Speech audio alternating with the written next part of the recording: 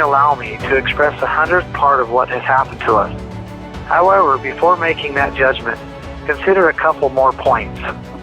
Our founding fathers principally understood and documented clearly that the central government, the federal government, has very limited power, especially inside a state, and particularly in controlling land and resources inside a state. The founders made detailed statements about their intent when they drafted the Constitution. These statements are known as the Federalist and Anti-Federalist Papers.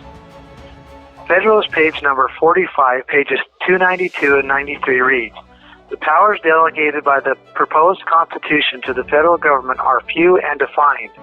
Those which are to remain in the state government are numerous and undefined.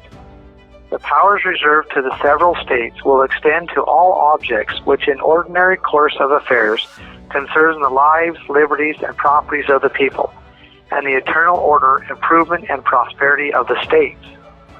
Federal agencies in direct opposition to the founders' intent are claiming over 51% of the lands in the western states, approximately 600 million acres, and 72% of the subsurface mineral rights. It is estimated that the West has more mineral concentration than anywhere else in the world. It is no wonder why these federal agencies of the executive branch are building up standing armies and are willing to kill their own people for it. By ignoring the constitutional limitations on the federal government, people are being abused. The land and resources in the states are being held and sold for federal profit, and the people are left begging for the crumbs, just as the founders predicted would happen if the states lost their gallant patriotism and stopped enforcing the limitations on the central government. Unfortunately, the states cannot properly protect the people without the taxes from the land and resources. The people cannot put food on their table, clothe themselves, or build their homes without the land and the resources. And federal agencies cannot sustain themselves or continue to build their standing armies or manipulate the states, counties, and people through welfare, contracts, and grants without the profits from the land and the resources. All wealth and power derives from the land and the resources. Everything we eat, live in, wear, use, need, or find physical comfort from comes from the earth. Control the land and the resources, and you control the people. To protect the people from the evil designs of men who would use government to gain ultimate power, our founders limited the amount of land and resources our government may control. These limitations are found in the powers granted to the federal government through the Constitution, the supreme law of the land. See Article 1, Section 8, Clause 17. Our family ranch was put under siege by an army of federal agents, 200 hired mercenaries. Our lives were openly threatened, at gunpoint, for many days in a row. Our cattle were run to death by helicopters, shot from the ground and the air, then buried in mass graves right in front of us. Our century-old water infrastructure was being destroyed by federal backhoes. We were body slammed to the asphalt, tased, gang beaten, detained, and interrogated, and had dogs sicked on us. Our children multiple times had the red dots of hired snipers on their little bodies. The Hammond family and thousands of others across the western states have had their land stolen, water rights taken, and experienced a full list of similar abuses by these federal agencies of the executive branch.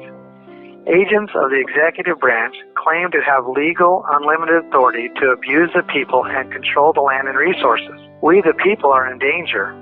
The Constitution prohibits their actions. Everything that is American is against it. The United States is not a communist form of government where the government owns and controls everything. This is against our founding principles, and our founders made it against our laws. The only way they have gotten away with it is because the Department of Justice, an agency of the executive branch. Yes, the Department of Justice is another agency of the executive branch, not the judicial branch. The largest legal team ever known to man, with over 7,000 U.S. attorneys, with unlimited budgets, assistance, support, and resources, all paid for by the American people. They have deceitfully and forcefully, through the courts, shoved down the throats of the American people that agencies of the executive branch have no limits and that the Constitution does not apply to them. They have destroyed federalism and infiltrated our checks and balances, all in an effort to centralize power, to funnel it into one body so they can control it for their own gain.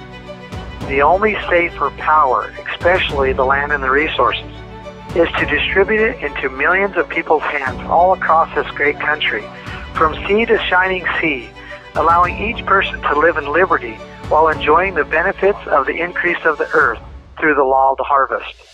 Land and resources equals power. It is what all ancient and modern conquerors desire.